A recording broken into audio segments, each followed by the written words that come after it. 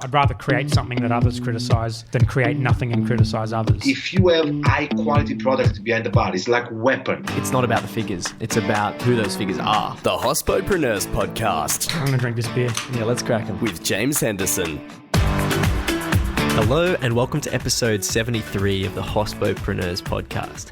Over a number of years, James has worked alongside his father to pivot and mould what was originally a boutique lamb brand into the portfolio his food service and meat distribution company, Flinders and Co, represents today.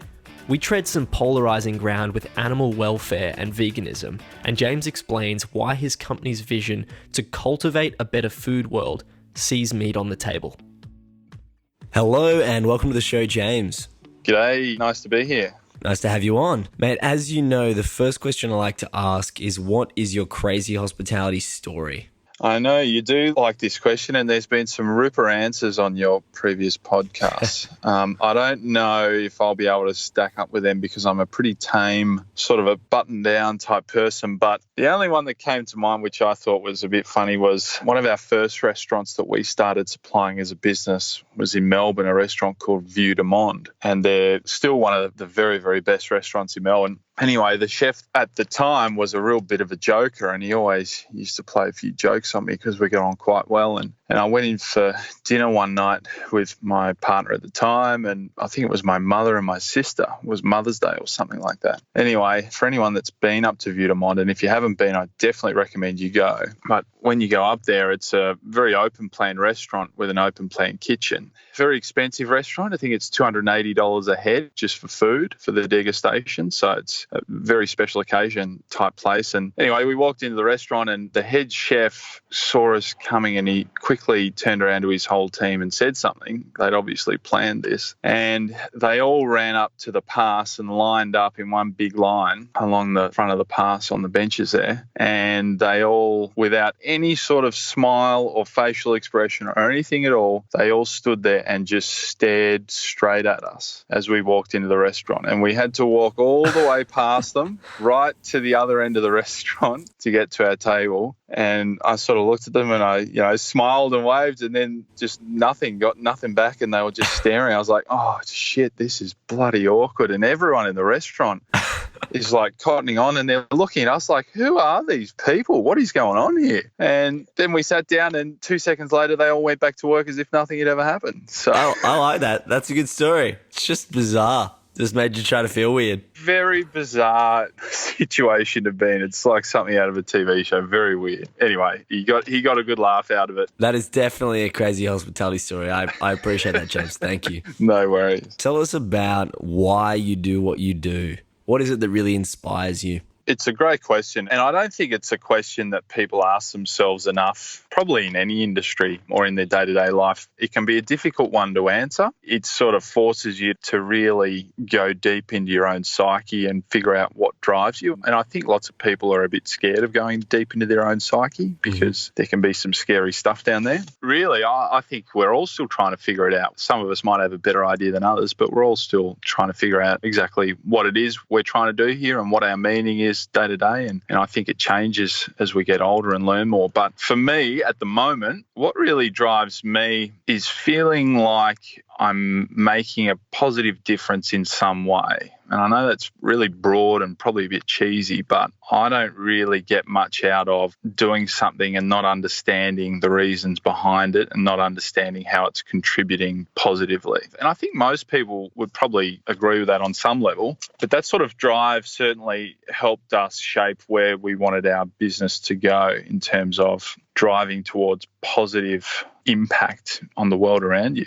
and that can be from something really small, just in terms of making a staff member smile during the day, or something quite big where you're contributing to trying to improve a food system or an industrial process or the way that the world works. So that's probably what drives me. I know it's very broad, but I'm interested by a broader range of things. Totally. And you made some really interesting points even before you explained your why there about the honesty ability that you obviously have to continue to explore and to continue to learn. And that's something that definitely resonates with me. Something that I try to share with other people is this ambition for knowledge and humility with that knowledge, whether it's about some sort of external fact or within ourselves. So you made some really important points there just before you explain your why. So I thought that was really cool. I'd love to know how you apply that why to your business now. It'll be given a bit more context once we sort of go through the history of the business and how we arrived to where we are today. But in terms of answering the specific question, how do we apply our why? And our why as a business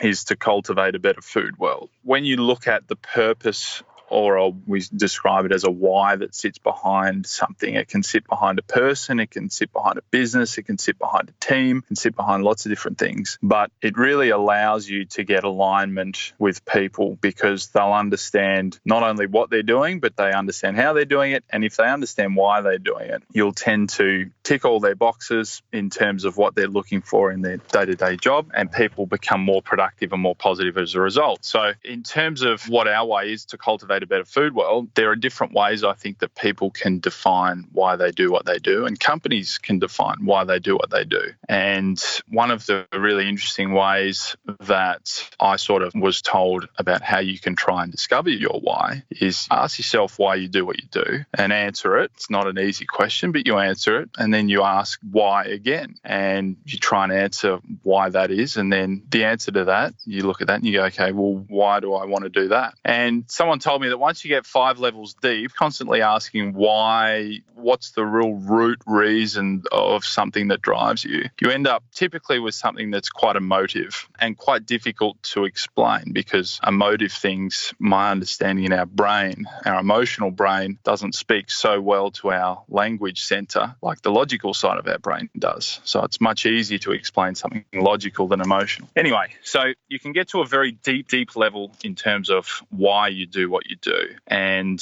for some people, that really resonates for them. And then for other people, it can get a little bit fluffy and a little bit high level. So to cultivate a better food world for us was not the highest source level, I guess, of why we do what we do, but it was the one that we hit on that resonated with us and we found resonated with other people. Other people could relate to it and understand it. And how we apply that is a good question. If you put in place a vision or a purpose for your organization, that's great. That's one piece of the puzzle, but you can't just talk the talk. You really have to walk the walk, because I think the only thing that can be more damaging than not having a well-illustrated vision or purpose is having one but not living it, because that really starts to drive cynicism and skepticism, and you get this negativity and eye-rolling that happens in organizations. It's kind of like the core values that everyone writes down and agrees on, and then they get put in the top drawer and forgotten about. So it's very important that you do, I think, try to find ways to live your purpose and live your vision from a company perspective. And we're still trying to figure that out, to be totally honest. Our first attempt at it was we came up with a framework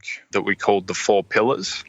And these were our sort of 4 areas that we thought we needed to focus on in order to achieve our company vision. So the 4 pillars are planet, people, product, and performance. And under each of those 4 pillars, we chunked that down into 3 focus areas. So, for example, for our planet pillar, we have focus area of sustainability, environmentalism, and responsibility. So we sort of chunk it down into smaller bite-sized pieces. And then within each of those focus areas, so we have 12 all up, 4 times 3 is 12. So we got 12 focus areas. We chunk them down into individual projects. So that's an actual something that you're actually doing, an actionable activity. And it could be something as small as we changed all the paper that we use as an organization to paper from carbon neutral suppliers, regenerative forests, chemical free. So it ticked a lot of boxes. And that was only a really little thing you don't even talk about too much. But you need to focus on the small things just as much as the big things. And some of the big projects that we've recently done is we became the first completely carbon neutral meat company in the world. So that was a big picture project, but it still came back to those individual focus areas within the 4 pillars, within that framework. So I think that people's minds work in different ways. Some people are very details orientated and some people like the big picture. But you've kind of got to do both if you really want to get everyone on board. So I think it's important to have that big picture vision, but then you really need to chunk it down for people so that they can see how that's going to relate to the day-to-day and then how that's going to relate to their own role within the organisation.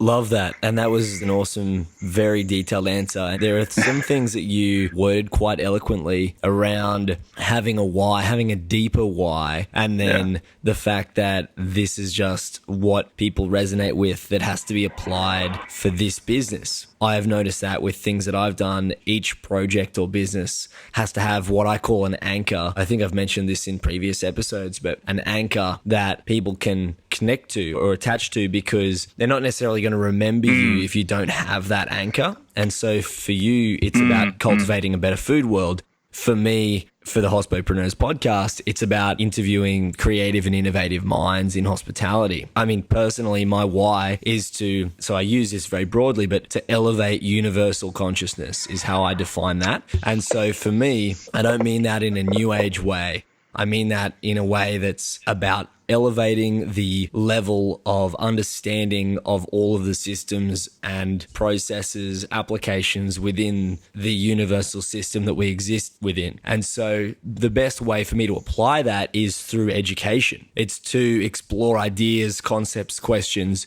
with other people. And so that's how I apply my why. It's a powerful thing, you can take it as high level as you like, but you can also break it back down to even, I think, in interpersonal situations. If I'm managing an underperforming employee or even in an argument, I think people will quite often get caught up in the immediacy of the situation. And sometimes it's really good to just sit back and just think about, okay, what is sitting behind this behavior? If this person is getting frustrated and short-tempered, what's the reason that might be sitting behind that? And really, instead of focusing on the actual behavior, try to think about what's driving that behavior and why that behavior is manifesting itself. And that's really the only way that you're ever going to address it. Yes. I actually learned that from a negotiation book called Getting to Yes. I learned that same concept from that book. In that book, it explains to look at the principle rather than the position. Yes. And the principle rather than the position, to explain very briefly what that means, are that you look behind what people are saying. So someone might have a position or a stake in something, but you want to look at the principle or the underlying meaning or what they really want out of that conversation. And that's how you can find win-wins for everyone when everyone is honest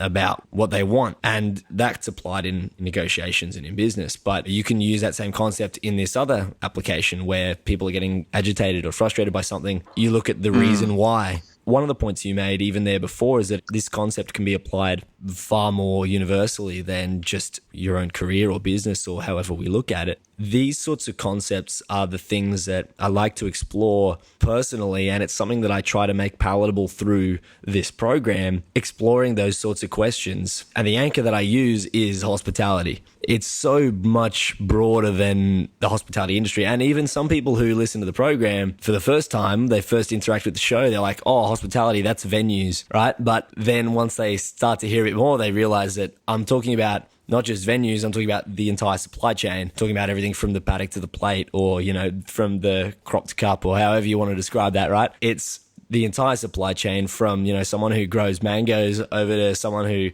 advertises on behalf of hospitality businesses or runs a PR company or something. So that's just what I do to step people into these philosophical ideas. So I'm really glad that you gave a really incredible and detailed answer around why you do what you do. So thank you very much for that answer. It's a powerful concept, and really, I think that those people in business that I look up to, they tend to be on like another level of consciousness and awareness. And I think that being able to step back from the what and the how and to start thinking quite deeply about the why brings you into that different level of awareness. It's sort of a core ingredient, I think, in innovation and entrepreneurship is just questioning the world around you and questioning yourself. It's a concept that travels across all industries and all walks of life. And I think that as we get older, as we grow up from that 3-year-old that's constantly asking your parents, why is this, why, we sort of lose it. And I think it's important to really step back sometimes and just ask the question, why, a few times. And the answers are sometimes amazing. I found The Little Prince. Any listeners who are familiar with this book, have you read The Little Prince, James? No, I haven't. It is an incredible book, and it's about that concept that this childlike mind that we lose as we get older, and it's this reconnection with that. It's a beautiful book. You can look at it as a children's book from one perspective, or from another perspective, it's this very complex allegory of the human condition. So it's an amazing book. Highly recommend anyone listening reads that book if you haven't already. Great book. I think anyone who has read it will be like, oh yeah, definitely, that's a great book. But I'd like to go back to, you said that how you do what you do and why you do what you do will become more understandable to listeners by explaining the history of the business. So please tell me a little bit more about how it's come to be.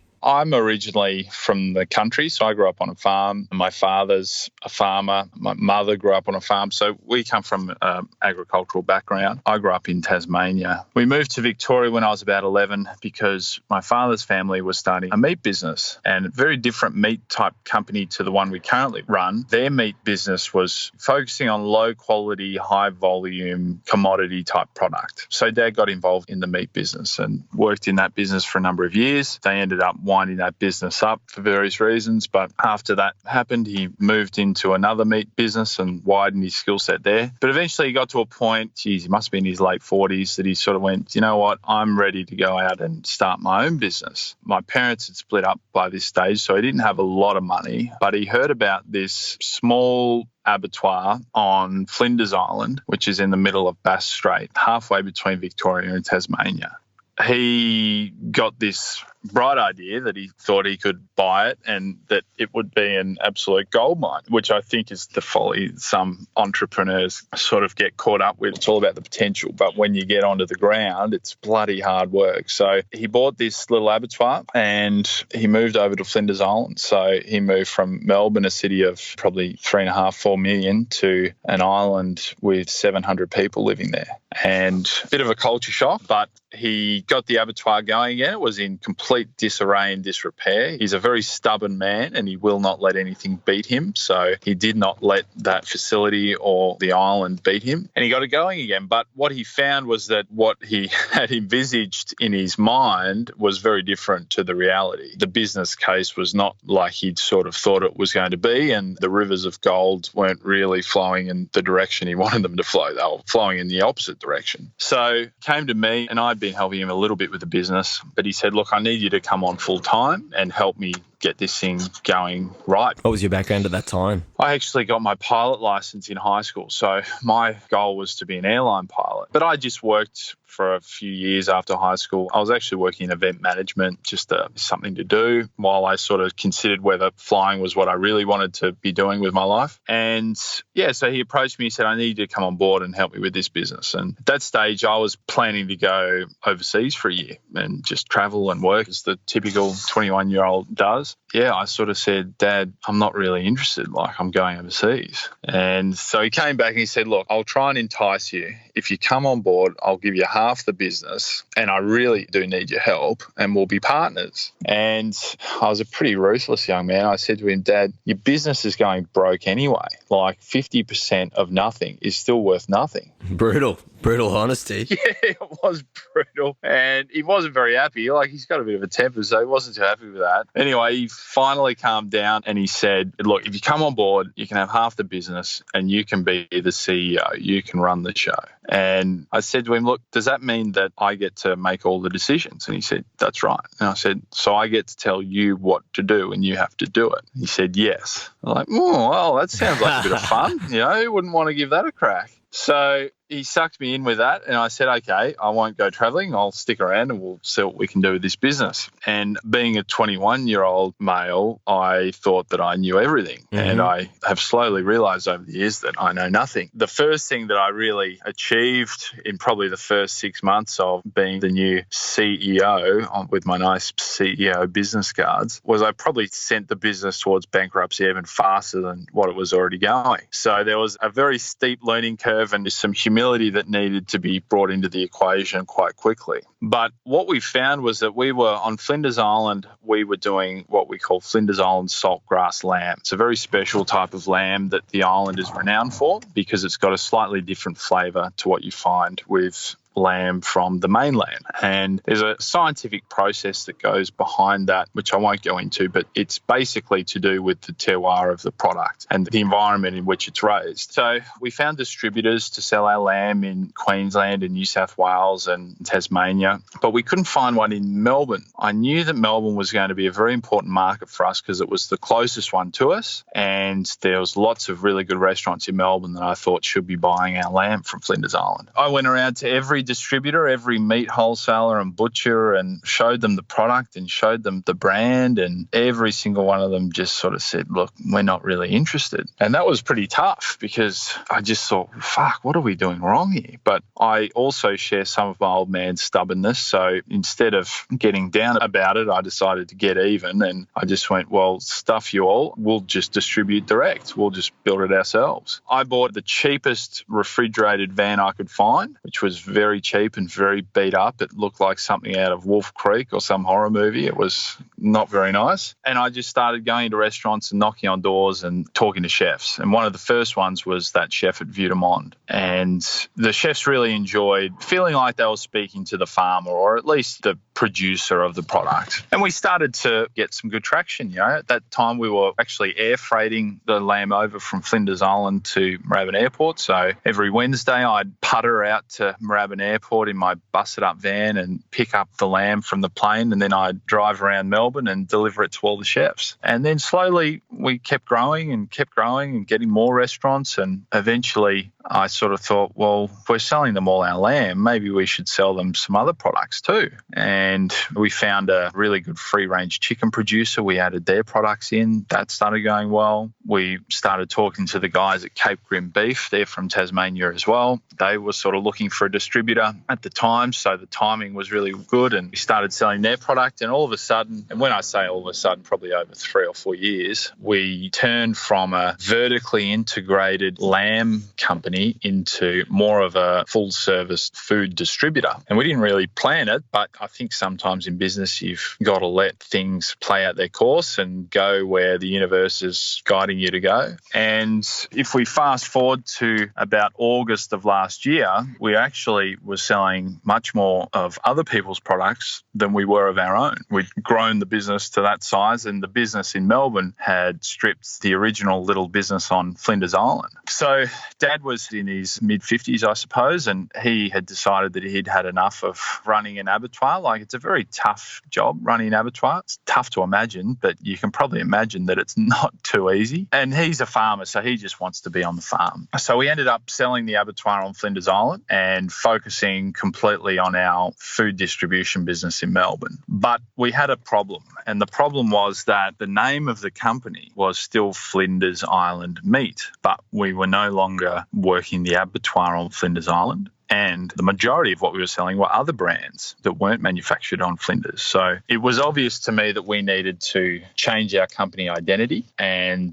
realign the whole company behind a new brand, a new identity, a new vision, a new purpose, a new direction forward. And, you know, that's pretty scary. If you're going to change your entire identity, your company name, your logo, website, phone, everything, it is a bit scary as a company owner. But we jumped into it, and we worked very closely with a graphic designer. The first brand that we came up with took us about 6 months to design, and we went through lots of different iterations, and eventually we hit on something that we were all quite happy on. And I remember we were having a meeting with the designer, and it was right towards the end of the process. We were just about to sign off on the logo and the designs and everything. And I remember sitting there in this meeting looking at this logo, and I don't know what it was, but something just sort of came over me. And I said to the designer, I said, Damo, I don't know what it is, but I don't feel like we've done this right. I don't quite know why I'm saying this, but I feel like we're missing something. I don't really feel like this identity is us. And I said, I think that we need to start again. And Damo, our graphic designer, was sort of like, what are you talking about? Like, we just spent 6 months going backwards and forwards on this. Like, it was all good. What's going on? I sort of said, look, I think what it is that we've designed this pretty face for our company, but we haven't really thought enough about what sits behind that. What is the soul of the company? And I think that's probably a hole that lots of businesses fall into. They get caught up in the look of a logo and the colours and the design, but all of that really is just a physical representation of what the heart and soul of a brand is all about. And it's very difficult to get those two aligned when you do it back to front, when you start by trying to design the face of the brand and then maybe try and figure out, what's the soul or the heart going to be that fits in with that. You've really got to nail the heart and soul, which is the why and the purpose, and then everything flows from that much more easily. So anyway, Damo, our designer, he wasn't too sad because he gets paid by the hour. So he sort of perked up a bit once he realised that. And we went back to the drawing board, and I really tried to think a lot about, why does our business exist? Why do we do what we do? Why do I get out of bed every morning? Really, the big question for me was, when I retire, what do I want to be able to tell people that I achieved in my career? And I think it's a question that we should all ask ourselves a bit more often, because quite often we're not prepared to zoom that far out because it can get quite scary. But for me, it gave me a great sense of clarity that the usual purpose for a meat wholesaler or a meat company, which is quite a masculine industry, so it's about market share and growth and volume and beating your chest, and a lot of meat companies operate in this space where it's just about growth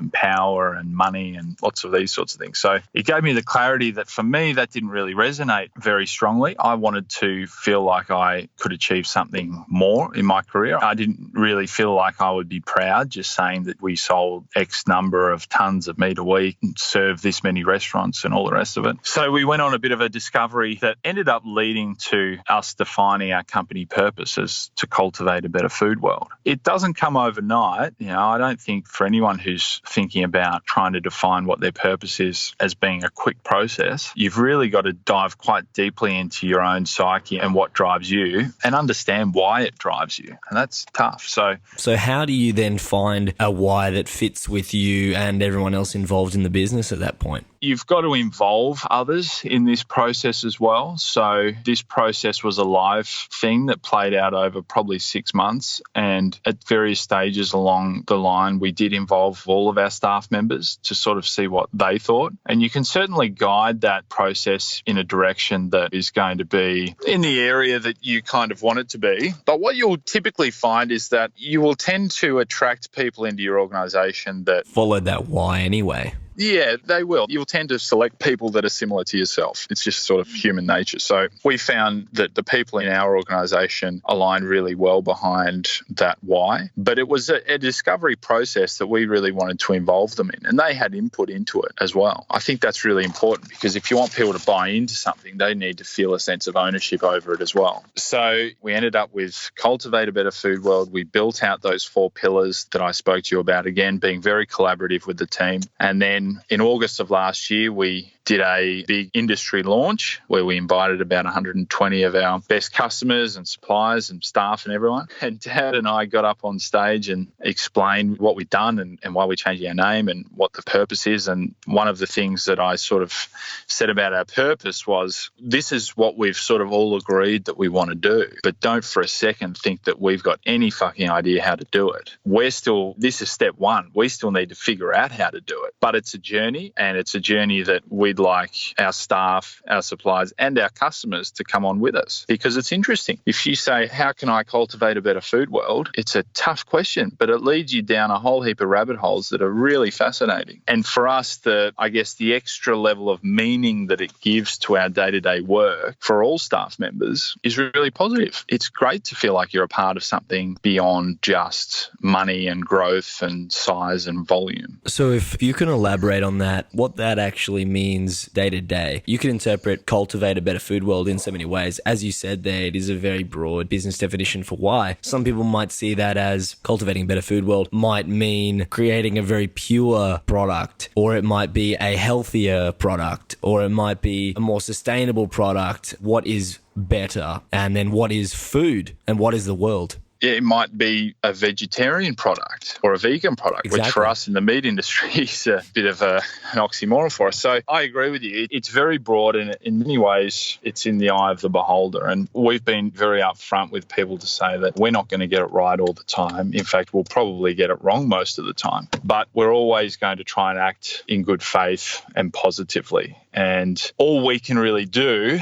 is try and navigate the waters as best we can. So I guess to sort of chunk it back to individual roles and what people do within the company, that's a really important piece of the puzzle. If you have a company purpose, or once you have one, implementing that across your organisation is actually a lot harder, I find, than defining it in the first place. Because you sort of go, okay, well, we've got delivery drivers that deliver our product around. How am I going to make them feel like they are contributing towards cultivating a better food world? And it's not easy. It takes a lot of effort to really involve everyone in something like that. But we try to allow it to permeate every corner of our organisation. So in every meeting that we have, whether it's a one-on-one, a group meeting, or a full company-wide meeting, there's at least one part of that meeting which is set aside to either an update of some of the things that are happening in that cultivate better space for us, or a bit of a discussion around what ideas staff have, what things they think we should be doing. Are we going along the right track? Maybe things that we should stop. They've got more great ideas than the sort of senior management do more often than not. So involving them in that process and letting them take ownership over it too, I think is really important. But also just things so simple, just like keeping them up to date with what's happening. They might not need to be directly involved in a project or something that is directly relevant to their company purpose, but keeping them feeling like they know what's going on and they understand and they can hear about,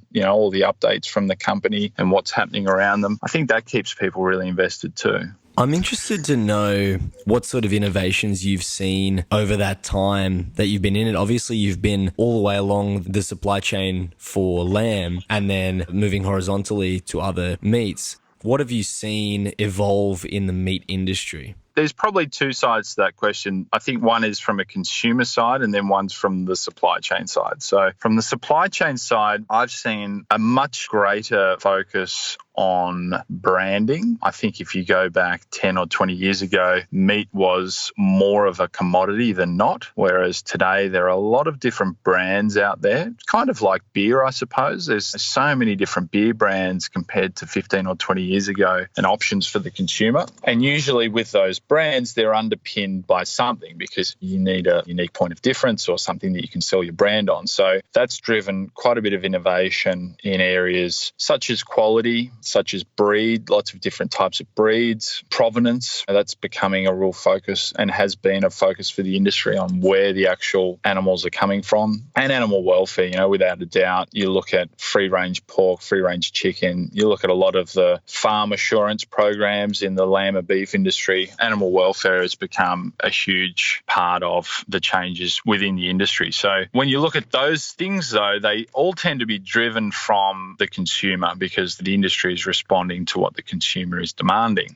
And you can sort of extrapolate that out to then just take a picture of consumers and how are they impacting the industry. And we certainly took a really good hard look at consumer profiles, trends, data, even speaking to individual consumers when we went through our rebrand to Flinders and Co, which is the current company name. And I'm a millennial, so I find it quite easy to identify with other millennials and understand their purchasing drivers. And we made a conscious decision that that was the generation that we wanted to really target. A lot of our customers, being chefs, are actually in that generation. But even if they're not in the millennial generation, they more often than not will share a lot of millennial traits. or millennial-like traits. And from a meat perspective, millennials are very interested in sustainability. And I know that's a big word that can mean lots of things, but they are consistently rating higher than previous generations in terms of wanting to understand about the impact their decisions have on the environment, wanting to understand if the products they're purchasing are sustainable. They definitely have a big focus towards health, but they're also very savvy and they've had greater access to technology than any generation before them. So the information that they have available and their ability to research independently is without parallel compared to their previous generation. So if you're going to try to market something to the millennials, you can't just talk the talk. You need to walk the walk, because otherwise you'll be found out. And in the era of social media, I think there's plenty of brands that have been found out that have discovered the damage that can be done to your brand if you say one thing but do another. So we've definitely looked at all of those things, and all of those trends are driving the changes to the industry as well, with provenance, animal welfare. They're all directly correlated to what consumers are expecting. I tend to find that a lot of suppliers and producers or wholesalers or people up the supply chain, I've found that they tend to know a lot more data about the end consumer than the retailers actually do. In this case, restaurants or the chefs themselves. And I don't know if you've found the same thing, but I suspect it's because they're detached further from that end consumer that they have to rely on that data. Do you find that, or do you think that the retailers know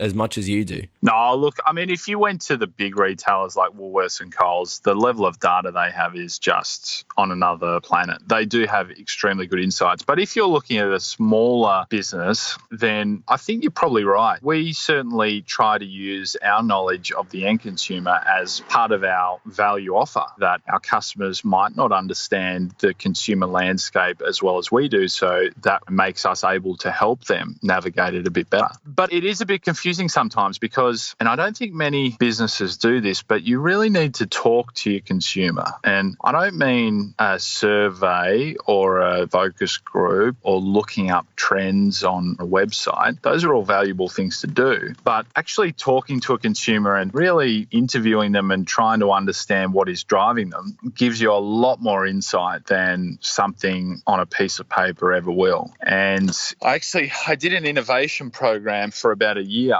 with the MLA, which is an industry body. And one of the things they drilled into us was exactly this, talk to the consumer, actually have a conversation with them. And part of this program was we would go out into the world, whether it be on the street, in restaurants, or especially in supermarkets, and just observe people's behaviour, especially in the meat cabinet, because that's where we're focused. Watch what they do. Where do they walk? What are they looking for? When they're standing there looking at the shelf of meat or the shelf of beer and wine or the shelf of whatever they're looking at, what are they doing? And just observe that, and eventually they'll make a purchase decision or they won't. And without trying to be too creepy, we went up to them after they made their decision, after they grabbed whatever they were going to buy. And we said, look, we're doing this research project. We just want to understand, why did you pick that one? Because we were watching you and you looked at this one and you picked that one up and then you put it back down and then you grabbed this one and then you went back and you grabbed the first one. What was going through your head? And most people are quite happy to tell you because they're not even really thinking about it. Most people are happy to go, oh yeah, looked at that one, but it had this on it and I wasn't sure about that. And then I looked at the other one and the ingredients didn't quite sound right. So I went back to the first one because of that. You'll tend to find some really interesting insights, little nuggets of wisdom when you actually speak to people face to face. So you can sort of dive deeper and go, okay, well, tell me about the ingredients. Then what was it that was on the ingredients that didn't make you feel good, that made you put it back down? And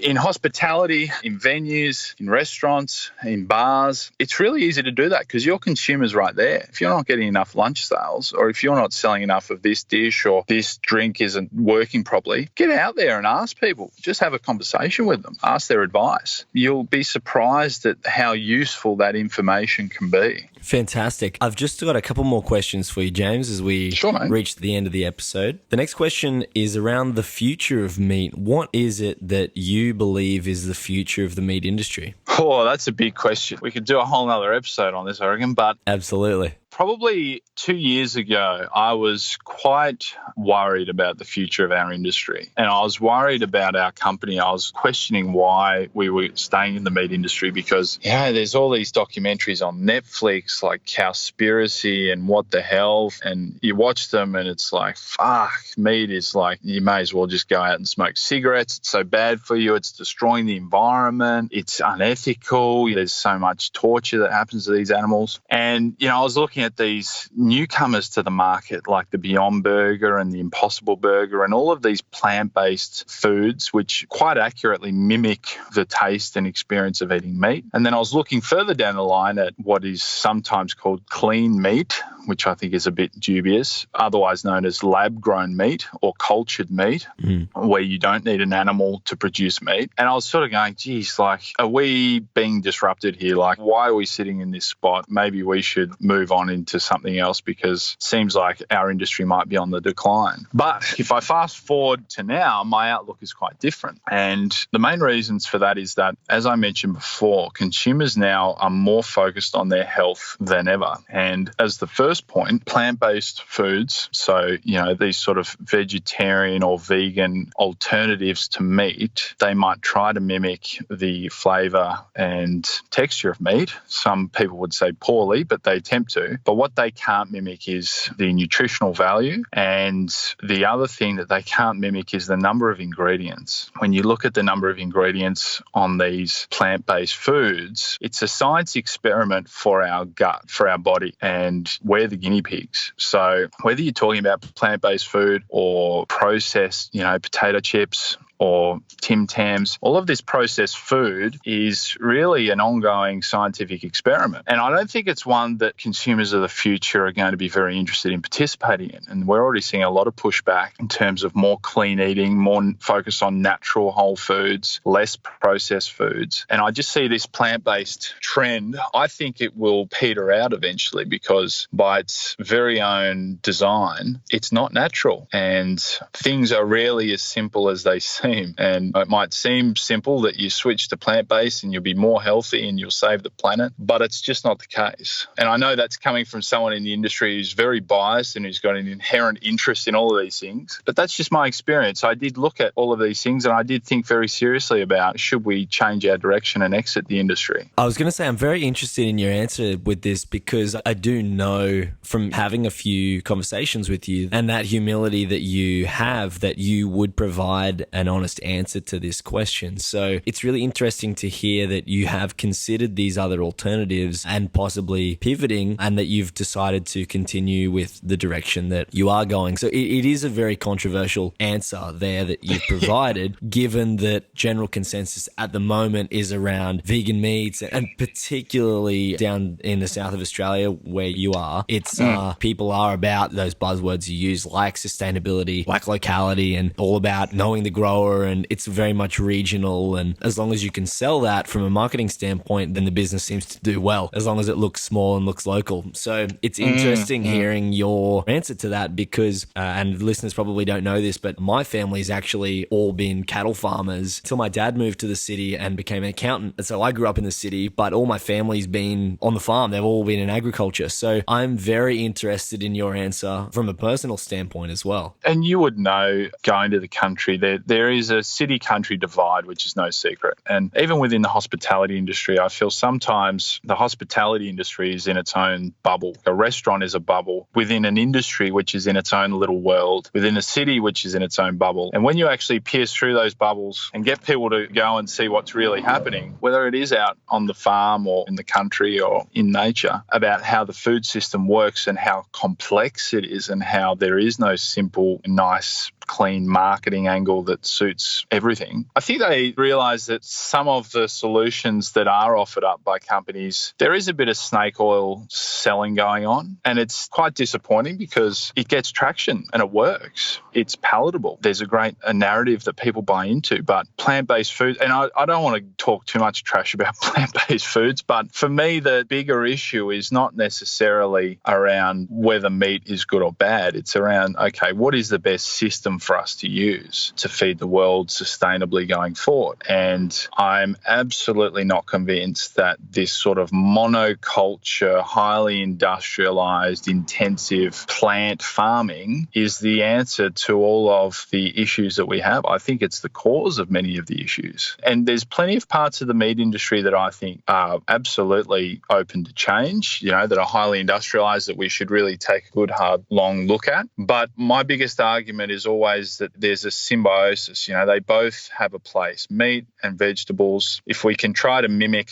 as much as possible natural systems, then we tend to get much more sustainable outcomes. And it's not natural to remove animals from an environment any more than it's not natural to remove plants from any environments. So they both have a role to play, but it's just about finding the right way for them both to play that role. And I just don't find that the whole, debate over removing animals and going 100% plants really addresses the deep down issues that are present within the food industry. I love your answer there, particularly because it is quite controversial and you must have experienced conflict within yourself with your why there to cultivate a better food world and constantly be asking these sorts of questions. So thank you for giving that answer there. I only have two more. My next question is, what is your biggest challenge right now? I've always thought that our biggest challenge is probably ourselves. So not tripping over our own feet as we try to run too fast. And I've been guilty of that many times in our business,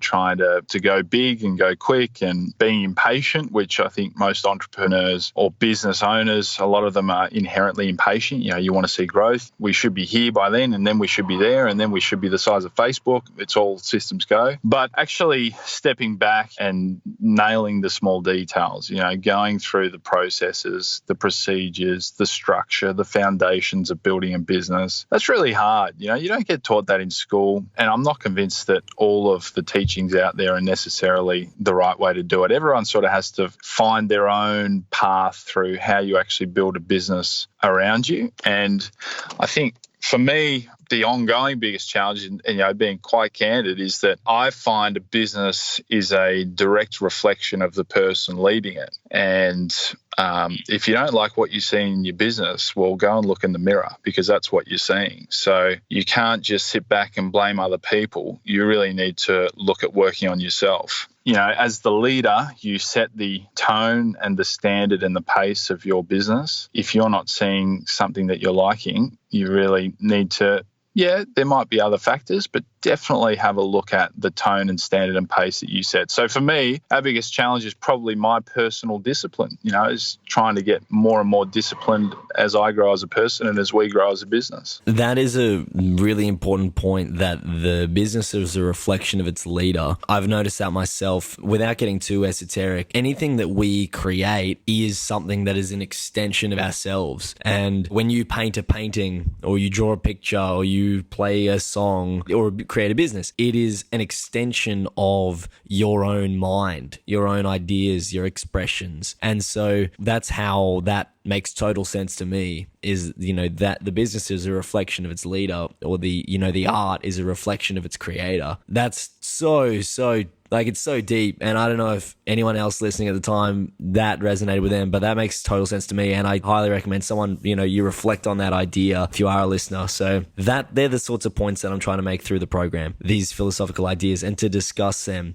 As I said, I didn't want to get too carried away and esoteric, but it's something that I'm very excited about. The last question I have for you, James, is a much easier one. Who would you like to hear on the show? Good question. One of my favorite people to listen to, he's a business, mentor, and he's got quite a good following on LinkedIn and on Instagram, but his name's Kerwin Ray. Have you heard of him? I do know Kerwin Ray. I don't know him personally, but I have followed Kerwin Ray. He runs a great podcast. He's got heaps of great content, but I really enjoy his stuff because I've got friends who go to these Tony Robbins extravaganzas and these motivational speakers, and I tried that a couple of times and it didn't hit it for me. There was just a bit too much hands in the air, clapping, loving ourselves, all that sort of stuff. Whereas I found Kerwin, he's very real. He brings it back to reality in a really effective way. So if you could manage to get him on board, I reckon he would be an absolute hoot. Awesome. Thank you very much, James. It's been amazing having you on the program. Really insightful, and I really appreciate your time.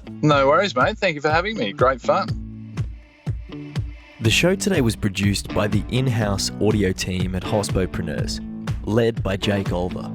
Voiceovers were by Angus Brennan. To learn more, head to hospopreneurs.com.